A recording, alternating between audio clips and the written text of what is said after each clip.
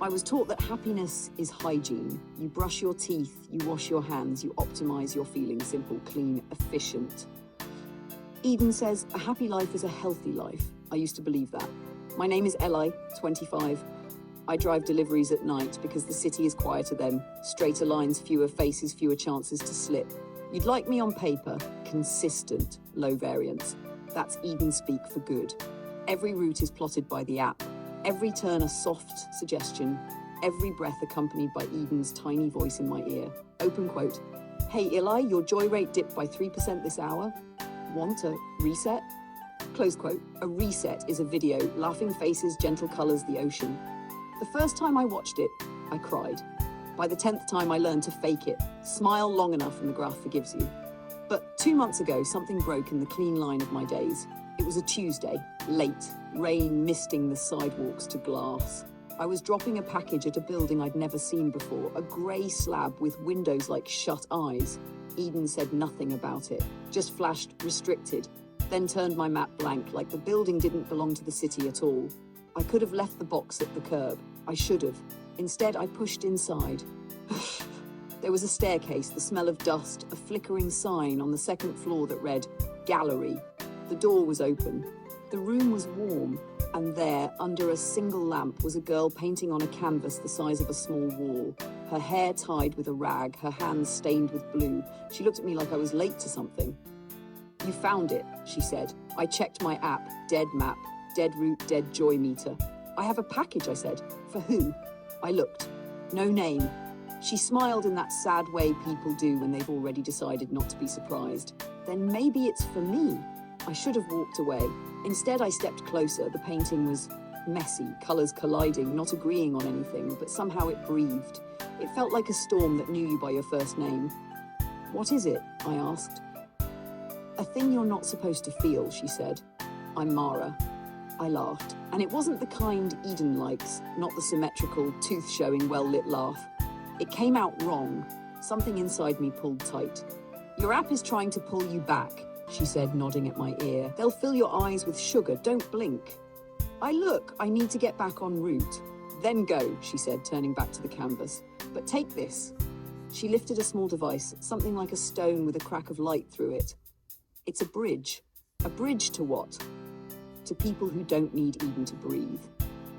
When I stepped out of the building, Eden came alive like it had been holding its breath. Open quote. Eli, we detected a navigation anomaly. Let's reset your map. Also, your joy levels dipped while you were inside. How about a 3-minute smile? Close quote. I watched my route rebuild in a pretty lattice, but that night something stayed with me. The storm painted under a single lamp, and the girl who talked like the truth was heavy enough to hurt. I went home to my one room and stared at the device, Mara's bridge. It looked like a glitch you could hold. I tapped it. The crack of light widened into a line of tiny text, unfiltered. And then my mother's voice. It's okay to feel, Eli. She used to say it when I fell off my bike, when I lost at games I pretended not to care about, when Dad left and I pretended it was just another Tuesday. She died before Eden became mandatory. Maybe that's why I remember her. I pressed the line of light. My apartment went quiet in the way rooms do when something in you leaps without asking. A page opened. No ads, no recommended for you, no soothing narrator, just faces. A girl talking about losing her brother. A man whispering about the night he almost jumped off a bridge. A teacher saying she couldn't smile anymore for her students because the smile felt like lying. It was raw, messy, uncurated, and I couldn't stop listening. Eden noticed. Of course it did. Open quote. Ella, your content is trending toward low valence. Your sleep quality may suffer. Shall we deliver a short evening joy? Close quote. A wave crashed across my wall. Happy couples, a dog learning a trick, a bakery at dawn. I watched the joy video twice, then stared at the unfiltered page again. I could feel Eden waiting for me to come back to the light. I didn't. The next night, I took the route that didn't exist. Found the grey building again. The gallery door was closed, knocked. Waited. Finally, she opened the door half a hand's width. Eyes tired, blue paint on her cheekbone like a bruise. You came back, she said. I didn't mean to. That's usually how it happens. Eden knows, I admitted. It knows I'm off the path. It always knows, she said quietly. The question is, how much of you belongs to it? We talked. Not the way people talk in comments, but the old way. Words spilling, collapsing into silence, stitching themselves back together in the pauses. She told me about off-grid places, people living in corners the city pretends are dead zones. Places where the algorithm couldn't see you if you stayed low and kept your heart loud. I told her about my job, about my mother, about how the city is a mirror at night, dark enough to show you what you refuse to see. Mara listened the way some people pray. Eden doesn't hate you, she said. It hates friction, anything that doesn't move easy. I just want to be okay. You're allowed to be more than okay, she said. You're allowed to hurt. Days passed. I came back again and again. Told myself it was curiosity. It wasn't. Sometimes I helped her mix colours, tape the edge of a canvas, hold the lamp just so. I wasn't good at it. That didn't matter. She showed me the unfiltered net, the small fires under the river of scheduled bliss. Stories of people choosing the hard thing, leaving jobs that paid well and stole their faces, telling the truth and losing the room, staying with someone through chemo because love isn't about winning. Eden pushed back. Open quote. Eli, your joy profile is unstable. We recommend a therapeutic bundle. Close quote. That meant pills, a licensed smile, new ads for vacations where sadness is illegal. I declined. My account was flagged. Warnings turned from pastel to red. Open quote. Eli, your compliance is suboptimal. Close quote. The word sat in my throat like metal. Compliance. Like I was a screw that needed tightening. The night they erased me started ordinary. Rain again. The city shining like an apology. 2 blocks from the gallery, a drone dropped onto my shoulder like a pearl dove and scanned my face. Open quote. Identity conflict, it chirped.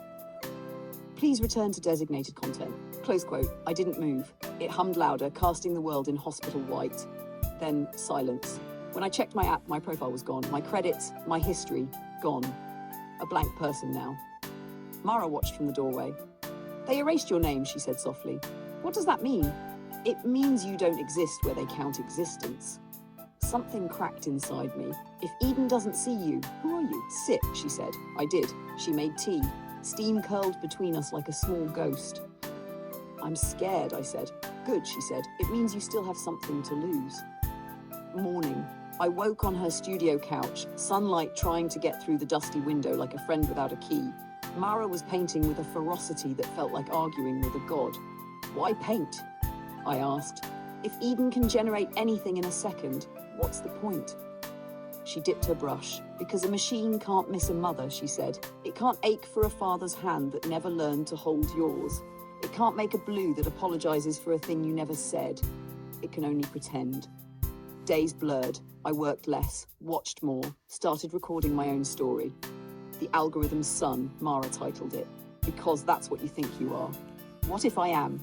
Then you get to decide if you're a good son or a free one. Eden made one last attempt, open quote, community wellness notice, close quote. Soft light filled the hall. The scent of oranges, a therapist's voice brimming with concern, open quote, we care about you. We're here to help. It's okay to need a nudge back to joy. A drone hovered by my door, a pill in its claw. I took the pill between my fingers. It was the colour of river stones, polite and safe. I remembered my mother's hands, trembling as she poured tea. I placed the pill in the sink and turned on the tap. It dissolved like it had been waiting to. Open quote. Non-compliance detected, the drone said and left, close quote. That night, Mara and I sat on the studio floor. She'd painted a figure in a storm, a boy screaming silently. Is that me? I asked. It's a lot of people. If I step away from Eden, I asked, what happens to my life? You lose the map, she said. You gain the land. And if I stay, you keep the map, but the land stops meaning anything. Next day, I walked without a route. No green line, no gentle voice. The city looked different, shabbier but awake. I saw a man arguing with a vendor, kid bleeding footboard fall, a woman singing off-key to her baby. Everywhere I looked, imperfection, everywhere. A billboard near the highway read Eden, because happiness should never hurt. I thought about the word should, how it turns a prayer into a policy. I thought about my mother's voice, about Mara's hands, about the boy in the storm. I thought about how safe had turned into silent. I opened Eden. It offered Joy Recovery Plus. Better sleep, better mornings. Behind it waited the unfiltered net. Small, stubborn. I switched. A man holding his father's hand in hospice. A woman laughing alone after a divorce. A teenager telling the truth through tears. No applause. No fix. Just life. My thumb hovered over the delete button. It warned, "This will remove essential services." It didn't warn that it would also remove the quiet voice that tells you 20 times a day that your only job is to be okay. I remembered the dog in snow, the first reset that made me cry. And I realized I didn't want to stop joy. I just didn't want to be told that joy is the only color that counts. The billboard flickered. The words rearranged in my mind. Happiness should hurt. Not all the time, but sometimes, because love hurts, because truth hurts, because living without a filter feels like standing in the rain without a hood. I deleted Eden. The screen went black. Open quote, "This action cannot be undone." Close quote. "No," I said. "That's the point." I walked back to the gallery. The boy in the storm was still screaming, but now a thread of yellow ran through the chaos. A hand you didn't know you were holding. "I let it go," I told her. "Good," she said. "Am I free?" "You're alive?" she said. "Freedom is a practice." That night we sat again, silent before the canvas. I thought about tomorrow, about rent, about health clinics that check your joy rate before your pulse. I thought about reinstalling, about mercy in a white box. I closed my eyes, listened to the city breathe. It sounded like 1,000 people learning to speak after years of whispering. Maybe I'll find the off-grid corners. Maybe I'll go back. Maybe I'll help others cross the bridge. Maybe I'll fail. Maybe I'll just stand still while the storm passes through me like it has the right. Tomorrow morning, when the light pulls itself over the buildings like a tired blanket, I'll walk outside without a route. I'll buy an orange without a coupon. I'll call my father even if he doesn't pick up. I'll say my mother's name out loud because some names are doors, not gravestones.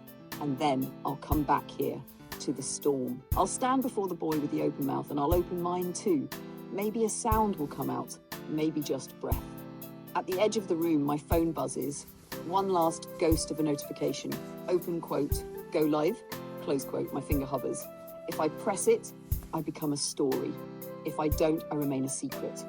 The light spills across the floor, cuts the room into a question. Mara sleeps on the couch, blue paint on her wrist like the night left a fingerprint.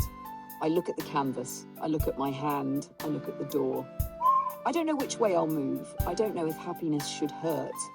I don't know if I'm brave or just tired, but I know I'm awake. I know the storm is real. I know the boy is me.